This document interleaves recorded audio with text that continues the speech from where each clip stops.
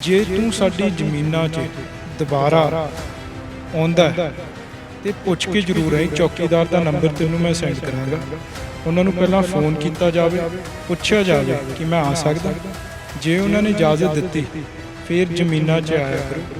ਇੱਦਾਂ ਕਿਸੇ ਦੇ ਘਰ ਦੇ ਅੰਦਰ ਤੁਸੀਂ ਨਹੀਂ ਵੜ ਸਕਦੇ। ਬਿਲਕੁਲ ਫਰਦਾਂ ਵੀ ਹੈਗੀਆਂ, ਇੰਤਕਾਲਾਂ ਵੀ ਹੈਗੀਆਂ। ਜਿਹੜਾ ਬੰਦਾ ਸਟਾਂਪ ਡਿਊਟੀ ਸੀਗਾ ਜਿਹੜਾ ਸਰਕਾਰ ਦੇ ਖਾਤੇ 'ਚ ਪਿਆ ਉਹ ਵੀ ਹੈਗਾ। ਤੁਹਾਡੀ ਕਿਤੋਂ ਵੀ ਮਜਾਲ ਨਹੀਂ ਬਣਦੀ ਕਿ ਤੁਸੀਂ ਸਾਡੀ ਜ਼ਮੀਨਾਂ 'ਚ ਆਪ ਦੀ ਉਂਗਲ ਵੀ ਰੱਖੋ। ਕਿਵੇਂ ਦਾ ਦੇਖੋ ਜਿਮਣੀ ਚੋਣ ਜਿੱਥੇ ਸਰਦਾਰ ਸਿਮਰਜੀਤ ਮਾਨ 3 ਮਹੀਨੇ ਪਹਿਲਾਂ ਸਰਕਾਰ ਬਣਦੀ ਆ, ਸਰਕਾਰ ਤੋਂ ਲੋਕਾਂ ਦਾ ਮੋਹ ਭੰਗ ਹੋ ਗਿਆ। ਸਿਮਰਜੀਤ ਮਾਨ ਨੂੰ ਵੱਡੀ ਗਿਣਤੀ 'ਚ ਜਿਤਾਉਂਦੇ ਨੇ ਲੋਕ। ਕਿਤੇ ਨਾ ਕਿਤੇ ਸਰਕਾਰ ਦੇ ਹਜਮ ਨਹੀਂ ਆ ਰਹੀ। ਬਿਲਕੁਲ ਵੀ ਸਰਕਾਰ ਦੇ ਹਜਮ ਨਹੀਂ ਆ ਰਹੀ। ਸਰਕਾਰ ਨੂੰ ਇਹ ਮੰਨਣਾ ਚਾਹੀਦਾ ਕਿ ਜਿੱਤ ਨੂੰ ਜਾਂ ਹਾਰ ਨੂੰ ਬਰਾਬਰਤਾ ਨਾਲ ਦੇਖਣਾ ਚਾਹੀਦਾ। 23 ਸਾਲਾਂ ਤੋਂ ਤਾਂ ਜਿੱਤੇ ਨਹੀਂ ਸੀਗੇ, ਉਸ ਵੇਲੇ ਵਿਵਾਦਾਂ ਨਾਲ ਨਹੀਂ ਘਿਰੇ ਸੀਗੇ ਜਿਹੜੇ ਇਹਨਾਂ ਨੇ ਹੁਣ ਵਿਵਾਦ ਛੇੜਦੇ ਹੈਗੇ। ਇਹ ਸਾਰਾ ਪਲਾਨਡ ਕੰਸਪੀਰੇਸੀ ਰਾਹੀਂ, ਪੇਡ ਮੀਡੀਆ ਰਾਹੀਂ ਇਹਨਾਂ ਨੇ ਇੱਕ ਗਲਤ ਤੇ ਹੌਲਾ ਨੈਰੇਟਿਵ ਸਿਰਜਣ ਦੀ ਕੋਸ਼ਿਸ਼ ਕੀਤੀ ਹੈ ਸਰਦਾਰ ਸਿਮਰਜੀਤ ਸਿੰਘ ਮਾਨ ਦੇ ਖਿਲਾਫ। ਗੋਬਿੰਦ ਜੀ, ਜਿਹੜੇ ਜ਼ਮੀਨ ਦਾ ਚੱਲਿਆ ਰੌਲਾ, ਭਗਵੰਤ ਸਿੰਘ ਮਾਨ ਉੱਤੇ ਆਪ ਬਹਿ ਕੇ ਝਾੜੀਆਂ 'ਚ ਪ੍ਰੈਸ ਕਾਨਫਰੰਸ ਕਰਦੇ ਨੇ। ਕਿਤੇ ਨਾ ਕਿਤੇ ਮੀਡੀਆ ਨੂੰ ਦੂਰ ਰੱਖਿਆ ਜਾਂਦਾ ਸਰਕਾਰ ਤੋਂ, ਪਰ ਉਸ ਦਿਨ ਮੀਡੀਆ ਨੂੰ ਪੂਰਾ ਬੁਲਾ ਕੇ ਕਵਰੇਜ ਕਰਾਇਆ ਗਿਆ। 125 ਏਕੜ ਜ਼ਮੀਨ ਇਮਾਨ ਸਿੰਘ ਮਾਨ ਦੇ ਨਾਮ ਦਿਖਾਈ ਗਈ। ਸਵਾ ਕਿੱਲੇ ਨੂੰ ਭਗਵੰਤ ਸਿੰਘ ਮਾਨ ਪੜ੍ਹ ਨਹੀਂ ਸਕਿਆ, ਉਹਨੇ 125 ਬਣਾਤਾ। ਪਰ ਮੈਂ ਸਰਦਾਰ ਭਗਵੰਤ ਸਿੰਘ ਮਾਨ ਨੂੰ ਵੀ ਚੇਤ ਕਰਦਾ ਕਿ ਆਇੰਦਾ ਜੇ ਤੂੰ ਕਦੀ ਵੀ ਸਾਡੀ ਜ਼ਮੀਨਾਂ ਤੇ ਪੈਰ ਰੱਖਣ ਦੀ ਕੋਸ਼ਿਸ਼ ਕਰੇਗਾ, ਇਸ ਤਰੀਕੇ ਨਾਲ ਨਾ ਆਇਓ। ਤੁਸੀਂ ਸਾਰੇ ਸੈਕਸ਼ਨਸ ਕਾਨੂੰਨ ਦੇ ਤੁਸੀਂ ਤੋੜਦੇ ਹੈਗੇ ਆ। ਤੁਸੀਂ ਕਾਨੂੰਨ ਨੂੰ ਹੁਣ ਜਵਾਬਦੇਹੀ ਹੈਗੇ ਹੋ। ਇਹ ਸਬ ਜੂਡਿਸ ਹੈਗਾ ਮੈਟਰ, ਤੇ ਅਸੀਂ ਇਹਨਾਂ ਨੂੰ ਛੱਡਣਾ ਨਹੀਂ। ਬਿਲਕੁਲ ਵੀ ਘਸੀੜ ਕੇ ਕਾਨੂੰਨ ਦੇ ਦਰਵਾਜ਼ਿਆਂ 'ਚ ਇਹਨਾਂ ਨੂੰ ਪੇਸ਼ ਕਰਾਂਗੇ। ਜੇ ਤੁਹਾਡੇ ਕੋਲੇ ਕੋਈ ਵੀ ਜਮ੍ਹਾਂਬੰਦੀਆਂ ਹੋਣ ਜਿੱਥੇ ਇਹ ਦਿਖਾ ਸਕਦੇ ਹੋਵੋ ਤੁਸੀਂ ਕਿ ਇਸ ਜ਼ਮੀਨ ਦੀ ਮਲਕੀਅਤ ਤੁਹਾਡੇ ਕੋਲੇ ਸੀਗੀ ਤੇ ਤੁਸੀਂ ਇੱਥੇ ਇਹ ਕਲਟੀਵੇਟੇਬਲ ਲੈਂਡ ਸੀਗੀ, ਫਿਰ ਇਹ ਕੇਸ ਹੀ ਨਹੀਂ ਕੋਈ ਮੈਨਾ ਰੱਖਦਾ। ਸਤਿ ਸ਼੍ਰੀ ਅਕਾਲ ਜੀ, ਤੁਸੀਂ ਦੇਖ ਰਹੇ ਹੋ D5 ਚੈਨਲ ਪੰਜਾਬੀ। ਮੈਂ ਇਕਬਾਲ ਸਿੰਘ ਫੱਗੂਵਾਲਾ। ਜਿੱਥੇ ਸਰਦਾਰ ਸਿਮਰਜੀਤ ਸਿੰਘ ਮਾਨ ਸੰਗਰੂਰ ਦੀ ਜਿਮਣੀ ਚੋਣ ਜਿੱਤਦੇ ਨੇ, ਨਾਲ ਦੀ ਨਾਲ ਵਿਵਾਦ ਜਿਵੇਂ ਕਿ ਪੂਰਾ ਹਿੰਦੁਸਤਾਨ ਉਹਨਾਂ ਦੇ ਪਿੱਛੇ ਪੈ ਗਿਆ ਹੋਵੇ। ਉਹਨਾਂ ਦੇ ਨਾਲ ਵੱਡੇ ਵੱਡੇ ਵਿਵਾਦ ਪਿੱਛੇ ਜੇ ਭਗਵੰਤ ਸਿੰਘ ਮਾਨ ਆਪ ਜਾ ਕੇ ਜ਼ਮੀਨੀ ਕਬਜ਼ਾ ਛਡਾਉਣ ਦੀ ਗੱਲ ਕਰਦੇ ਨੇ। 125 ਏਕੜ ਜ਼ਮੀਨ ਜਿਹਨੂੰ ਕਿਹਾ ਜਾਂਦਾ, ਪਰ ਮਾਨ ਪਰਿਵਾਰ ਵੱਲੋਂ ਸਪਸ਼ਟੀਕਰਨ ਦਿੱਤਾ ਗਿਆ 1.25। ਉਹਨਾਂ ਦੇ ਪਰਿਵਾਰਕ ਮੈਂਬਰ ਗੋਬਿੰਦ ਜੀ ਸਾਡੇ ਨਾਲ ਨੇ, ਕਰਦੇ ਹਾਂ ਗੱਲ। ਕਾਕਾ ਜੀ, ਸਵਾਗਤ ਹੈ ਪਹਿਲਾਂ ਸਾਡੇ ਚੈਨਲ ਤੇ ਤੁਹਾਡਾ। ਵਾਹਿਗੁਰੂ ਜੀ ਕਾ ਖਾਲਸਾ, ਵਾਹਿਗੁਰੂ ਜੀ ਕੀ ਫਤਿਹ। ਫੱਗੂਵਾਲਾ ਸਾਹਿਬ ਤੇ ਤੁਹਾਡੇ ਸਾਰੇ ਦਰਸ਼ਕਾਂ ਨੂੰ ਵੀ ਮੇਰੀ ਸਤਿ ਸ਼੍ਰੀ ਅਕਾਲ। ਕਿਵੇਂ ਦਾ ਦੇਖੋ ਜਿਮਣੀ ਚੋਣ ਜਿੱਥੇ ਸਰਦਾਰ ਸਿਮਰਜੀਤ ਮਾਨ 3 ਮਹੀਨੇ ਪਹਿਲਾਂ ਸਰਕਾਰ ਬਣਦੀ ਆ, ਸਰਕਾਰ ਤੋਂ ਲੋਕਾਂ ਦਾ ਮੋਹ ਭੰਗ ਹੋ ਗਿਆ। ਸਿਮਰਜੀਤ ਮਾਨ ਨੂੰ ਵੱਡੀ ਗਿਣਤੀ 'ਚ ਜਿਤਾਉਂਦੇ ਨੇ ਲੋਕ। ਕਿਤੇ ਨਾ ਕਿਤੇ ਸਰਕਾਰ ਦੇ ਹਜਮ ਨਹੀਂ ਆ ਰਹੀ ਉਹ ਗੱਲ। ਬਿਲਕੁਲ ਵੀ ਸਰਕਾਰ ਦੇ ਹਜਮ ਨਹੀਂ ਆ ਰਹੀ। ਸਰਕਾਰ ਨੂੰ ਇਹ ਮੰਨਣਾ ਚਾਹੀਦਾ ਕਿ ਜਿੱਤ ਨੂੰ ਜਾਂ ਹਾਰ ਨੂੰ ਬਰਾਬਰਤਾ ਨਾਲ ਦੇਖਣਾ ਚਾਹੀਦਾ। ਤੇ ਜਿਵੇਂ ਤੁਸੀਂ ਕਹਿ ਰਹੇ ਹੋ ਕਿ ਵਿਵਾਦਾਂ ਨਾਲ ਘਿਰੇ ਹੋਏ ਨੇ ਜਿੱਦਣ ਦੇ ਜਿੱਤੇ ਆ, ਤੇ 23 ਸਾਲਾਂ ਤੋਂ ਤਾਂ ਜਿੱਤੇ ਨਹੀਂ ਸੀਗੇ, ਉਸ ਵੇਲੇ ਵਿਵਾਦਾਂ ਨਾਲ ਨਹੀਂ ਘਿਰੇ ਸੀਗੇ ਜਿਹੜੇ ਇਹਨਾਂ ਨੇ ਹੁਣ ਵਿਵਾਦ ਛੇੜਦੇ ਹੈਗੇ। ਇਹ ਸਾਰਾ ਪਲਾਨਡ ਕੰਸਪੀਰੇਸੀ ਰਾਹੀਂ, ਪੇਡ ਮੀਡੀਆ ਰਾਹੀਂ ਇਹਨਾਂ ਨੇ ਇੱਕ ਗਲਤ ਤੇ ਹੌਲਾ ਨੈਰੇਟਿਵ ਸਿਰਜਣ ਦੀ ਕੋਸ਼ਿਸ਼ ਕੀਤੀ ਹੈ ਸਰਦਾਰ ਸਿਮਰਜੀਤ ਸਿੰਘ ਮਾਨ ਦੇ ਖਿਲਾਫ। ਤੇ ਲੋਕ ਹੁਣ ਬਹੁਤ ਸਿਆਣੇ ਹੈਗੇ। ਹੁਣ ਦੇਖੋ, ਅਸੀਂ ਅੱਜ ਮੇਰੇ ਖਿਆਲ 9 ਜਾਂ 10 ਪਿੰਡਾਂ 'ਚ ਘੁੰਮ ਕੇ ਆਏ ਹੈਗੇ। ਕੋਈ ਸਵਾਲ ਨਹੀਂ ਪੁੱਛਦਾ ਕਿਉਂਕਿ ਸਾਰਿਆਂ ਨੂੰ ਪਤਾ ਹੈ ਕਿ ਵਿਕਿਆ ਹੋਇਆ ਮੀਡੀਆ ਜਿਹੜਾ ਉਹਨਾਂ ਦੇ ਕਹਿਣ 'ਤੇ ਜਾ ਕੇ ਕੋਈ ਉਲਟ ਪੁਲਟ ਸਵਾਲ ਪੁੱਛ ਲੇ, ਫਿਰ ਉਹਨੂੰ ਇਸ ਤਰੀਕੇ ਨਾਲ ਪੇਸ਼ ਕਰੇ ਜਿਵੇਂ ਉਹਨੂੰ ਵਿਵਾਦ ਬਣਾਉਣਾ ਹੀ ਜ਼ਰੂਰੀ ਹੈ। ਸੋ ਇਹ ਸਾਰਾ ਕੁਝ ਚੱਲ ਰਿਹਾ ਸਾਡੇ ਮੁਲਕ 'ਚ। ਇਹ ਮੰਦਭਾਗੀ ਹੈਗੀ ਹੈ ਕਿਉਂਕਿ ਇਹ ਗੱਲ ਇਹ ਜਿਹੜੇ ਵਿਵਾਦ ਹੈਗੇ ਆ ਇਹ ਹੋਣੇ ਨਹੀਂ ਚਾਹੀਦੇ ਬਿਲਕੁਲ ਵੀ। ਤੇ ਸਮਾਜ ਨੂੰ ਅੱਗੇ ਲੈ ਕੇ ਜਾਣ ਦੀ ਗੱਲ ਹੋਣੀ ਚਾਹੀਦੀ ਆ, ਵਿਕਾਸ ਦੀ ਹੋਣੀ ਚਾਹੀਦੀ ਆ। ਕਿ ਗੋਬਿੰਦ ਜੀ, ਜਿਹੜੇ ਜ਼ਮੀਨ ਦਾ ਚੱਲਿਆ ਰੌਲਾ, ਭਗਵੰਤ ਸਿੰਘ ਮਾਨ ਉੱਥੇ ਆਪ ਬਹਿ ਕੇ ਝਾੜੀਆਂ 'ਚ ਪ੍ਰੈਸ ਕਾਨਫਰੰਸ ਕਰਦੇ ਨੇ। ਕਿਤੇ ਨਾ ਕਿਤੇ ਮੀਡੀਆ ਨੂੰ ਦੂਰ ਰੱਖਿਆ ਜਾਂਦਾ ਸਰਕਾਰ ਤੋਂ, ਪਰ ਉਸ ਦਿਨ ਮੀਡੀਆ ਨੂੰ ਪੂਰਾ ਬੁਲਾ ਕੇ ਕਵਰੇਜ ਕਰਾਇਆ ਗਿਆ। 125 ਏਕੜ ਜ਼ਮੀਨ ਇਮਾਨ ਸਿੰਘ ਮਾਨ ਦੇ ਨਾਮ ਦਿਖਾਈ ਗਈ। ਆਪ ਜੀ ਵੱਲੋਂ ਸਪਸ਼ਟੀਕਰਨ ਦਿੱਤਾ ਗਿਆ 1.25 ਏਕੜ। ਇਹਦਾ ਕੀ ਵਿਵਾਦ? ਸਵਾ ਕਿੱਲੇ ਨੂੰ ਭਗਵੰਤ ਸਿੰਘ ਮਾਨ ਪੜ੍ਹ ਨਹੀਂ ਸਕਿਆ, ਉਹਨੇ 125 ਬਣਾਤਾ। ਤੇ ਉੱਥੇ ਖੁਦ ਪਹੁੰਚਿਆ ਸੀਗਾ, ਬਿਲਕੁਲ ਤੁਹਾਡੀ ਗੱਲ ਠੀਕ ਹੈ। ਪਰ ਮੈਂ ਸਰਦਾਰ ਭਗਵੰਤ ਸਿੰਘ ਮਾਨ ਨੂੰ ਵੀ ਚੇਤ ਕਰਦਾ ਕਿ ਆਇੰਦਾ ਜੇ ਤੂੰ ਕਦੀ ਵੀ ਸਾਡੀ ਜ਼ਮੀਨਾਂ 'ਤੇ ਪੈਰ ਰੱਖਣ ਦੀ ਕੋਸ਼ਿਸ਼ ਕਰੇਗਾ, ਜਾਂ ਤਾਂ ਪਹਿਲਾਂ ਤੁਸੀਂ ਫੋਨ ਕਰਕੇ ਸਾਨੂੰ ਪੁੱਛ ਕੇ ਉੱਥੇ ਪਹੁੰਚਣ ਦੀ ਕਿਰਪਾਲਤਾ ਕਰਿਓ। ਇਸ ਤਰੀਕੇ ਨਾਲ ਨਾ ਆਇਓ। ਤੁਸੀਂ ਸਾਰੇ ਸੈਕਸ਼ਨਸ ਕਾਨੂੰਨ ਦੇ ਤੁਸੀਂ ਤੋੜਤੇ ਹੈਗੇ ਆ। ਤੁਸੀਂ ਕਾਨੂੰਨ ਨੂੰ ਹੁਣ ਜਵਾਬਦੇਹੀ ਹੈਗੇ ਹੋ। ਇਹ ਸਬ ਜੂਡਿਸ ਹੈਗਾ ਮੈਟਰ, ਅਤੇ ਅਸੀਂ ਇਹਨਾਂ ਨੂੰ ਛੱਡਣਾ ਨਹੀਂ ਬਿਲਕੁਲ ਵੀ। ਘਸੀੜ ਕੇ ਕਾਨੂੰਨ ਦੇ ਦਰਵਾਜ਼ਿਆਂ 'ਚ ਇਹਨਾਂ ਨੂੰ ਪੇਸ਼ ਕਰਾਂਗੇ। ਇਹ ਆਪ ਦਾ ਪੱਖ ਰੱਖਣ, ਅਸੀਂ ਆਪ ਦਾ ਪੱਖ ਰੱਖਾਂਗੇ, ਅਤੇ ਲੋਕਾਂ ਮੂਹਰੇ ਬਹੁਤ ਛੇਤੀ ਗੱਲ ਆ ਜੂਗੀ ਕਿ ਕੌਣ ਸੱਚਾ ਹੈਗਾ, ਕੌਣ ਝੂਠਾ ਹੈਗਾ, ਫਰਜ਼ੀ ਇਨਕਲਾਬੀ ਕੌਣ ਨੇ। ਅਸੀਂ ਨਾ ਤਾਂ ਇਨਕਲਾਬ ਦੇ ਨਾਅਰੇ ਲਾਉਂਦੇ ਆ, ਨਾ ਝੂਠੇ ਵਾਅਦੇ ਕਰਦੇ ਹੈਗੇ ਆ, ਠੀਕ ਹੈ। ਸੱਚੇ ਸੁੱਚੇ ਤਰੀਕੇ ਨਾਲ ਆਪ ਦਾ ਪ੍ਰਚਾਰ ਕਰੀਦਾ। ਪਰ ਜਿਹੜੇ ਝੂਠੇ ਫਰਜ਼ੀ ਇਨਕਲਾਬੀ ਲੋਕ ਹੁੰਦੇ ਆ, ਉਹਨਾਂ ਦਾ ਕੰਮ ਹੀ ਇਹ ਹੈਗਾ, ਉਹ ਕਰਨ, ਅਤੇ ਅਦਾਲਤਾਂ ਤੋਂ ਫੈਸਲਾ ਬਹੁਤ ਛੇਤੀ ਆ ਜਾਊਗਾ। ਅਤੇ ਜਿਹੜਾ ਉਹ ਜ਼ਮੀਨ ਵਾਲਾ ਵਿਵਾਦ ਸੀ, ਉਹਦਾ ਕੋਈ ਕੋਰਟ ਕੇਸ ਕਰਿਆ ਜਾਂ ਸਰਕਾਰ ਨਾਲ ਤੁਸੀਂ ਝਗੜਨ ਜਾ ਰਹੇ ਹੋ? ਫੱਗੂਵਾਲਾ ਸਾਹਿਬ ਦੇਖੋ, ਸਭ ਤੋਂ ਪਹਿਲਾਂ ਤਾਂ ADC ਸਾਹਿਬ ਨੇ ਆਰਡਰ ਕੱਢਿਆ। ADC ਸਾਹਿਬ ਦੀ ਕੋਰਟ 'ਚ ਅਸੀਂ ਆਪ ਦੀ ਅਪੀਲ ਫਾਈਲ ਕਰਨ ਨੂੰ ਕੱਲ੍ਹ ਗਏ ਸੀਗੇ, ਮੋਹਾਲੀ ਐਡਮਿਨਿਸਟ੍ਰੇਟਿਵ ਕੰਪਲੈਕਸ 'ਚ, ਜਿੱਥੇ DC ਸਾਹਿਬ ਦਾ ਦਫ਼ਤਰ ਹੈ। ਸਭ ਤੋਂ ਮੰਦਭਾਗੀ ਗੱਲ ਇਹ ਹੋਈ ਕੱਲ੍ਹ ਕਿ ਸਾਡੇ ਕੇਸ ਬਾਰੇ ਪਤਾ ਲੱਗ ਗਿਆ ਸੀਗਾ ਪ੍ਰਸ਼ਾਸਨ ਨੂੰ ਕਿ ਇਹਨਾਂ ਨੇ ਆ ਕੇ ਆਪ ਦੀ ਅਪੀਲ ਫਾਈਲ ਕਰਨੀ ਹੈ, ਅਤੇ ਇਹਨਾਂ ਨੂੰ ਸਰਕਾਰ ਦੀ ਹਦਾਇਤ ਹੋਈ ADC ਸਾਹਿਬ ਨੂੰ, ਅਤੇ ਉਹ ਦੇਸ਼ ਛੱਡ ਕੇ ਫਰਾਰ ਹੋ ਗਏ, ਐਕਸ ਇੰਡੀਆ ਲੀਵ 'ਤੇ ਨਿਕਲ ਗਏ।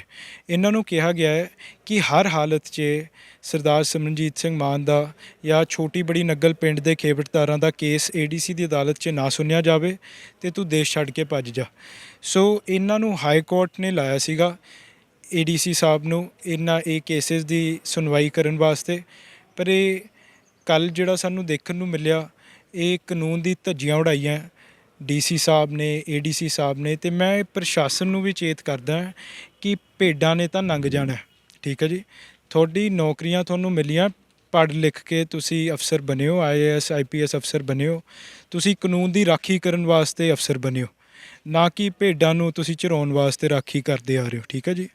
ਤੁਸੀਂ ਆਪ ਦਾ ਕੰਮ ਕਰੋ, ਤੁਸੀਂ ਆਪ ਦੀ ਡਿਊਟੀ ਕਰੋ, ਤੁਸੀਂ ਕਾਨੂੰਨ ਦੀ ਰਾਖੀ ਕਰੋ, ਅਤੇ ਲੋਕ ਤੁਹਾਨੂੰ ਚੰਗਾ ਸਮਝਣਗੇ। ਅਤੇ ਜੇ ਤੁਸੀਂ ਕਾਨੂੰਨ ਦੀ ਰਾਖੀ ਨਹੀਂ ਕਰਨੀ, ਫਿਰ ਤੁਸੀਂ ਅਸਤੀਫਾ ਦਿਓ, ਅਤੇ ਹੋਰ ਬੜੇ ਕਾਬਜ਼ ਲੋਕ ਬੈਠੇ ਹੈਗੇ ਆ, ਉਹਨਾਂ ਨੂੰ, ਕਾਬਲ ਲੋਕ ਨੇ, ਉਹਨਾਂ ਨੂੰ ਤੁਸੀਂ ਮੌਕਾ ਦਿਓ, ਉਹ ਆ ਕੇ ਸਰਵਿਸ 'ਚ ਆਪਣਾ ਕੰਮ ਕਰਨਗੇ। ਕੀ ਲੱਗਦਾ ਇਹ ਕੇਸ ਜਦੋਂ ਉਹਨਾਂ ਨੇ ਨਹੀਂ ਸੁਣਿਆ, ਭੱਜ ਗਏ, ਤੇ ਫਿਰ ਆਪਾਂ ਹਾਈ ਕੋਰਟ 'ਚ ਕਰਨ ਜਾ ਰਹੇ ਹਾਂ ਜਾਂ ਕਿ ਨਿਚਲੀ ਅਦਾਲਤ 'ਚ? ਇਸ ਤੋਂ ਬਾਅਦ ਅਗਲੀ ਨਿਚਲੀ ਅਦਾਲਤ ਹੈਗੀ JDC ਦਾ ਕੋਰਟ। ADC ਤੋਂ ਉੱਪਰ ਆਉਂਦਾ JDC ਦਾ।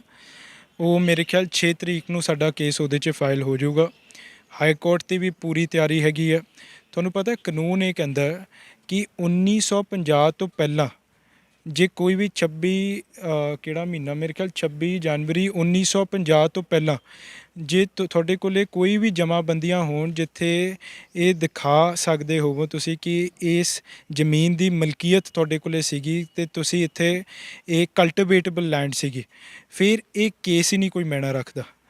ਹੋਰ ਵੀ ਬਹੁਤ ਸਾਰੇ ਕਾਨੂੰਨੀ ਤੱਥ ਹੈਗੇ ਆ ਜਿਹਦੇ 'ਚ ਇਹ ਘਿਰ ਗਏ ਹੈਗੇ ਆ, ਅਤੇ ਇਹਨਾਂ ਨੇ ਜਿਸ ਤਰੀਕੇ ਨਾਲ ਉਸ ਦਿਨ ਜਾ ਕੇ ਜ਼ਮੀਨਾਂ 'ਤੇ ਕਬਜ਼ਾ ਕੀਤਾ, ਉਹ ਤਰੀਕਾ ਵੀ ਬਿਲਕੁਲ ਗੈਰ ਕਾਨੂੰਨੀ ਸੀਗਾ।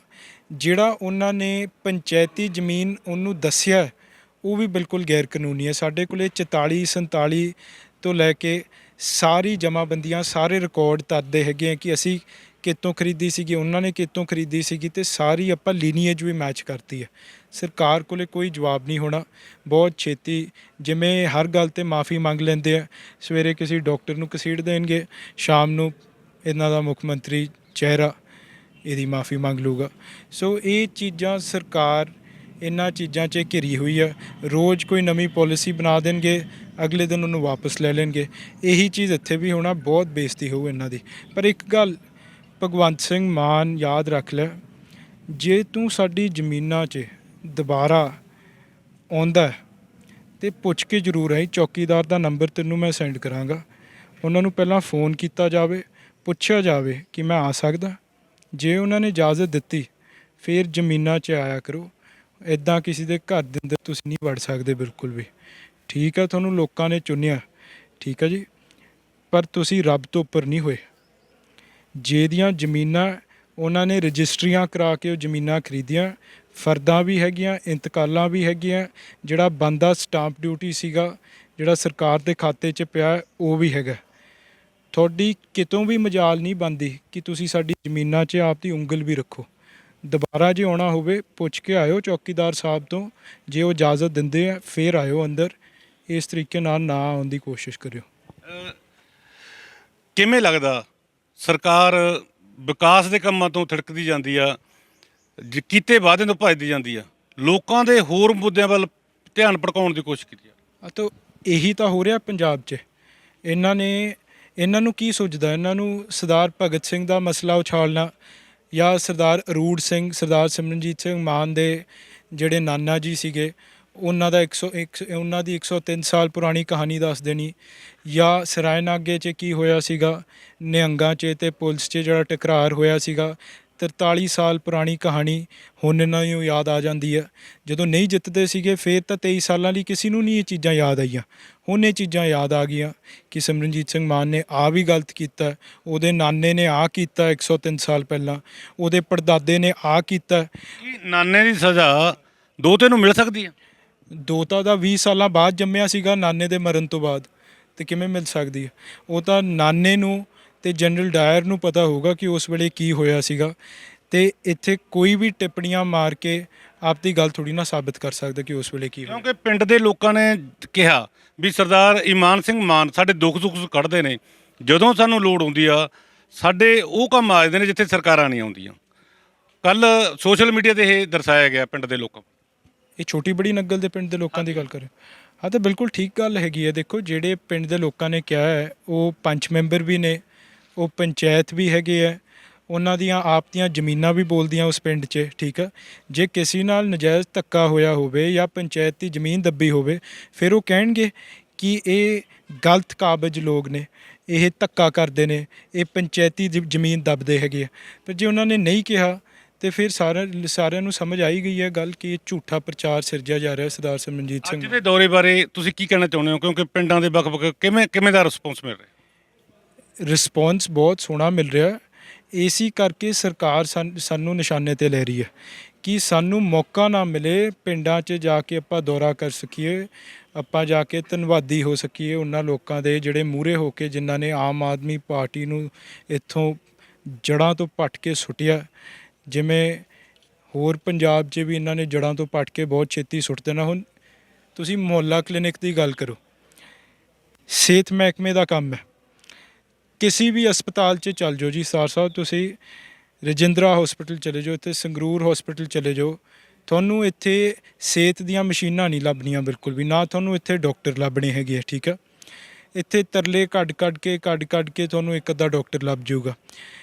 ਜਿੱਥੇ ਡਾਕਟਰ ਰਾਜ ਬਹਾਦਰ ਨੂੰ ਇਹਨਾਂ ਨੇ ਮਾੜਾ ਚੰਗਾ ਕਿਹਾ, ਉਹ ਹਸਪੀਟਲ ਦੀ ਹਾਲਾਤ ਜਾ ਕੇ ਦੇਖ ਕੇ ਆਇਓ। ਉੱਥੇ ਬਿਸਤਰਿਆਂ 'ਤੇ ਗੱਦੇ ਨਹੀਂ ਲੱਗੇ ਸਾਫ਼, ਤੇ ਇਹ ਕੋਈ ਨਵਾਂ ਮਹਿਕਮਾ ਸ਼ੁਰੂ ਕਰ ਰਹੇ ਹੁਣ ਆਮ ਆਦਮੀ ਮੁਹੱਲਾ ਕਲੀਨਿਕ। ਇੱਥੇ ਕੀ ਕਰਨਾ ਫਰਜ਼ੀ ਇਨਕਲਾਬੀਆਂ ਨੇ, ਇੱਥੇ ਇਹਨਾਂ ਨੇ 10,000 ਦਾ ਦਿਹਾੜੀਦਾਰ ਰੱਖ ਲੈਣਾ, ਉੱਥੇ 100 ਦਵਾਈਆਂ ਰੱਖ ਲੈਣੀਆਂ, ਕਰੋਸੀਨ, ਕੋਂਬੀਫਲੈਮ, ਡਿਸਪ੍ਰਿਨ, ਜਿਹੜੀਆਂ ਦਵਾਈਆਂ ਸਾਡੀਆਂ ਬੀਬੀਆਂ ਘਰੇ ਵੀ ਰੱਖਦੀਆਂ। ਤੇ ਇਹਨਾਂ ਨੇ ਕਹਿ ਦੇਣਾ ਆਹ ਦੇਖੋ ਸਿਹਤ ਮਹਿਕਮੇ 'ਚ ਅਸੀਂ ਕਿਹੋ ਜਿਹਾ ਸੁਧਾਰ ਇਨਕਲਾਬ ਲਿਆ ਹੈ। ਹਸਪੀਟਲ ਉਹੋ ਜਿਹੇ ਰਹਿਣਗੇ, ਇਲਾਜ ਇੱਥੇ ਸੂਬੇ 'ਚ ਹੋਣਾ ਨਹੀਂ ਬਿਲਕੁਲ ਵੀ, ਮਰੀਜ਼ ਮਰਨਗੇ। ਜਿਨ੍ਹਾਂ ਦਾ ਸਿਰ ਦਰਦ ਹੋ ਰਿਹਾ ਹੋਊਗਾ ਉਹ ਕਹਿਣਗੇ ਆਹ ਦੇਖੋ ਜੀ ਮੁਹੱਲਾ ਕਲੀਨਿਕ ਬਣਾਤਾ। ਇਹ ਤਾਂ ਘਰ ਦੀਆਂ ਬੇਬੇ ਜਿਹੜੀ ਸਾਡੀਆਂ ਬੀਬੀਆਂ ਹੈਗੀਆਂ ਉਹ ਸਾਰੇ ਦਵਾਈਆਂ ਰੱਖਦੇ ਨੇ ਆਪਦੇ ਘਰੇ, ਪਰ ਇਹ ਫਰਜ਼ੀ ਲੋਕ ਨੇ। ਜਦੋਂ ਪੰਜਾਬ ਇਹ ਸਮਝ ਜੂਗਾ ਨਾ ਕਿ ਜਿਹੜਾ ਇਨਕਲਾਬ ਸ਼ਬਦ ਇਹਨਾਂ ਨੇ ਬਦਨਾਮ ਕੀਤਾ, ਅੱਜ ਗਲੀ 'ਚ ਜਾ ਕੇ ਤੁਸੀਂ ਪੁੱਛੋ ਨੌਜਵਾਨ ਮੁੰਡਾ ਇਨਕਲਾਬ ਸ਼ਬਦ ਵਰਤਣ ਨੂੰ ਨਹੀਂ ਤਿਆਰ, ਕਹਿੰਦਾ ਨਾ ਵੀ ਮੈਂ ਤਾਂ ਇਨਕਲਾਬ ਤੋਂ ਭੱਜਣਾ, ਕਿਉਂਕਿ ਇਹਨਾਂ ਨੇ ਇਨਕਲਾਬ ਸ਼ਬਦ ਵੀ ਬਦਨਾਮ ਕਰਤਾ ਆਪਦੀਆਂ ਕਰਤੂਤਾਂ ਨਾਲ। ਹੁਣੇ ਮਹੀਨੇ ਬਾਅਦ ਮਾਫੀਆਂ ਮੰਗਦੇ ਤੁਸੀਂ ਇਹਨਾਂ ਨੂੰ ਦੇਖਿਓ ਕਿਵੇਂ ਮਾਫੀਆਂ ਮੰਗਦੇ ਨੇ, ਲੰਬੇ ਪਾ ਕੇ ਇਹਨਾਂ ਨੇ ਚੀਖਾਂ ਮਾਰਨੀਆਂ ਕਿ ਸਾਡੇ ਤੋਂ ਗਲਤੀ ਹੋ ਗਈ ਉੱਥੇ ਛੋਟੀ ਬੜੀ ਨੰਗਲ ਪਿੰਡ 'ਚ। ਸੋ ਇਹ ਹੈ ਸਾਰੀ ਗੱਲ। ਇਹ ਸਨ ਗੋਬਿੰਦ ਸਿੰਘ ਜੀ ਜਿਨ੍ਹਾਂ ਨੇ ਦੱਸਿਆ ਕਿ ਸਰਦਾਰ ਸਿਮਰਜੀਤ ਸਿੰਘ ਮਾਨ ਦੁੱਧ ਦੇ ਵਾਂਗ ਨਿਖਰ ਕੇ ਨਿਕਲਣਗੇ। ਕੈਮਰਾਮੈਨ ਰਸ਼ਪਿੰਦਰ ਨਾਲ ਇਕਬਾਲ ਸਿੰਘ ਫੱਗੂਵਾਲਾ, D5 ਚੈਨਲ ਪੰਜਾਬੀ। ਹੋਏਗੀ ਕਿਸਾਨਾਂ ਦੀ ਗੱਲ, ਨਵੀਂ ਖੇਤੀ ਮਸ਼ੀਨਾਂ, ਬੀਜਾਂ ਤੇ ਬਾਗਾਂ ਦੀ ਗੱਲ ਲੈ ਕੇ ਚੱਲਾਂਗੇ ਤੁਹਾਨੂੰ ਰੰਗਲੇ ਪੰਜਾਬ ਦੇ ਖੇਤਾਂ ਵੱਲ। ਦੇਖਣਾ ਨਾ ਭੁੱਲਣਾ ਸਾਡਾ ਖਾਸ programme farming with Amarjit Warraich, ਸੋਮਵਾਰ ਤੋਂ ਸ਼ੁੱਕਰਵਾਰ ਸਵੇਰੇ 7:30 ਵਜੇ D5 ਚੈਨਲ ਪੰਜਾਬੀ ਤੇ। ਕੀ ਹੁੰਦੀ ਹੈ ਜਮਾਬੰਦੀ, ਕਿਵੇਂ ਬਣਦੀ ਹੈ ਵਸੀਅਤ, ਜ਼ਮੀਨ ਜਾਇਦਾਦ ਦੇ ਹਰ ਮਸਲੇ ਤੇ ਕਰਾਂਗੇ ਚਰਚਾ। ਦੇਖਣਾ ਨਾ ਭੁੱਲਣਾ ਸਾਡਾ ਖਾਸ programme naibtehsildar.com। D5 channel Punjabi ਹੁਣੇ ਸਬਸਕ੍ਰਾਈਬ ਕਰੋ, ਬੈਲ ਆਈਕਨ ਤੇ ਕਲਿੱਕ ਕਰੋ।